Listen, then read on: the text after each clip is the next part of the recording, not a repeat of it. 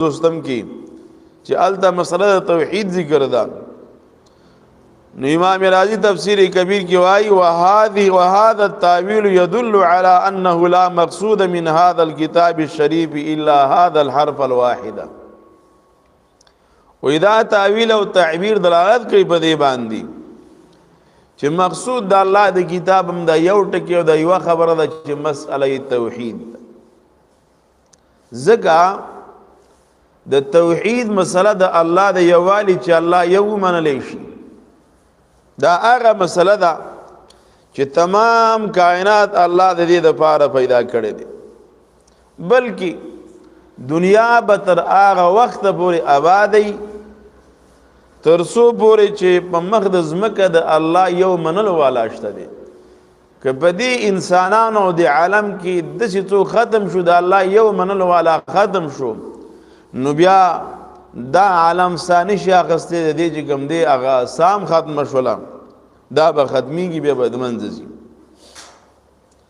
چې الله یو مني د دې سلو اتو مقاصد خپل منځ کې ربط او تعلق دا مربوطی خبرې دي چې الله یو مني سره تصدیق الرسالت د نبی صلی الله علیه وسلم تصدیق دا ور سره لازم دی. ذکر دا توحید چې منګه منو الله یو منو نو دا خبره موږ ته پیغمبر صلی الله علیه وسلم خو دلیدا.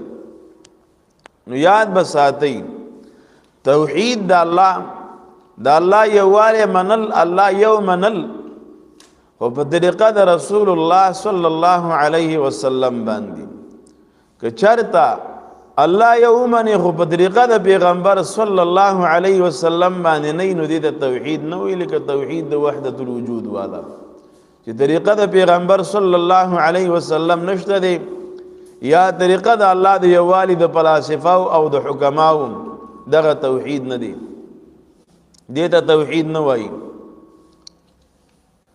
او د تصدیق او رسالت سره تصدیق الکتاب لازم دی.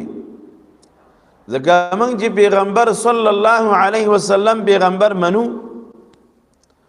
نو د دې سره د الله د کتاب تصدیق دا لازم دی. ځکه پیغمبر چې د قران کریم نزول او وحی نو راغلی نو دی پیغمبر د خلکو امینم وی او صادق مرتوی خو لیکن چا پیغمبر نه مانه چا ور باندې ایمان نه راوړو.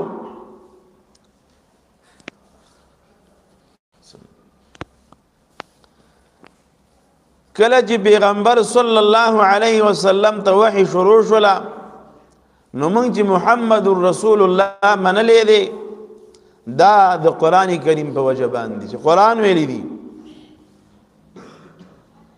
پیغمبر علیہ السلام چې توحید مسله بیان کړی دا ځان انده بیان کړی و ما ينطق عن الهوى ان هو الا وحي يوحى د خواهش نه خبرې نه دی کړی بلکې چې الله وتعالى وحی را لګلې دا پیغمبر صلی الله علیه وسلم هغه بیان کړی دا.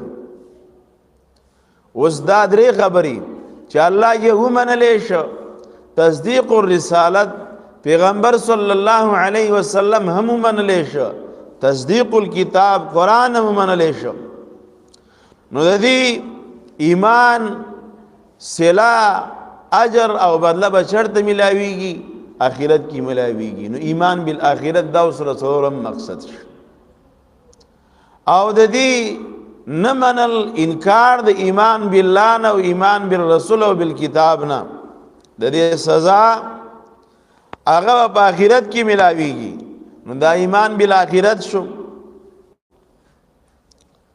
او بیا د توحید د نافذولو د فاره د الله جل شانو د وحدت او یووالي او داغه د نظام د نافذولو د فاره jihad فی سبیل الله فکار دی.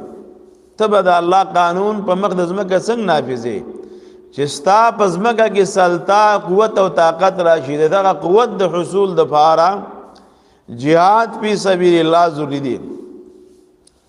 ځکه کافر تا د کتاب او قران عملی کولو تا نه پریدي نو دا به د مقابلې ته راځي تا به نه پرېږدي نو ته مقابله کې دا نه چې کار به پرېږدي مقابلې ته څوک راځي به د منځه ختمې نو جهاد فی سبیل الله دا پنځم مقصد شو به د جهاد دفاره اسباب آلات پکار دي الله جل شانه فرمایي واعد